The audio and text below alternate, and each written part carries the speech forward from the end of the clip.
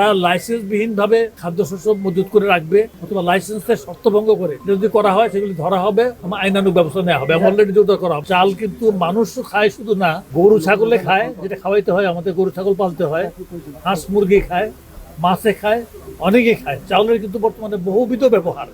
সুতরাং চালের উৎপাদনের সাথে চাহিদা না থাকলে জিনিসগুলি কিন্তু আসতো না।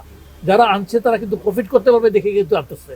এখানে মার্কেটের চেয়ে নিশ্চয়ই রিজনেবলি কিছু না কিছু প্রফিট তারা করতে পারতেছে, তার জন্য আনতেছে এখন। সুতরাং এখানে চাহিদা রয়ে গেছে। তারা লাইসেন্সবিহীনভাবে খাদ্যশস্য মজুত করে রাখবে অথবা লাইসেন্সের শর্ত ভঙ্গ করে কতদিন রাখতে পারবে, কতটুকু পরিমাণ রাখতে পারবে, এটা কিন্তু লাইসেন্সের মধ্যে উল্লেখ করা থাকে।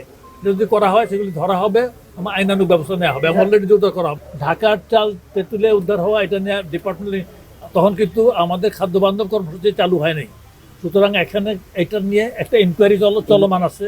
সহসা এটা সম্পর্কে কি ব্যবস্থা নেওয়া হচ্ছে আপনারা জানতে পারবেন। আমরা কাউকে ছাড় দিই না। আমরা এই পর্যন্ত মানে শুধুমাত্র ফুড প্রকিউরমেন্ট নিয়ে ডিস্ট্রিক্ট কন্ট্রোলার ফুড থেকে আরম্ভ করে আরসি ফুড পর্যন্ত অনেক লোককে আমরা শাস্তির আওতায় এনেছি। এবং ভবিষ্যতে যদি কেউ কোনো রকম অনিয়মের সাথে জড়িত হয় মানুষের খাদ্য নিয়ে, তারাও আইনের আওতায় আসবে। অবশ্যই আল্লাহর রহমতের নিয়ন্ত্রণে আছে আমি মনে করি। এটাকে আপনি মনে করবেন না যে এটা নিয়ন্ত্রণের বাইরে আছে। আপনি হয়তো জানেন না যে আমরা প্রতি কেজি চালে 20 থেকে 25 টাকা সরকার ভর্তুকি দেয়। আপনার বহুভাবে ইয়ে করা হয়। এখানে আমরাই কিন্তু গতবার থেকে 4 টাকা বেশি দিয়ে ধান কিনেছি, চাল কিনেছি। আপনারা জানেন গতবার যে রেট ছিল তার চেয়ে বেশি দিয়ে কিনেছি। কারণ কৃষকের উৎপাদন খরচ বাড়ছে এবং বিভিন্ন ধরনের খরচ বাড়ছে। তো উৎপাদন খরচের সাথে তাল মিলিয়ে কৃষকরা কিছুটা লাভও করতে হয়। সুতরাং কিছুটা বেড়েছে।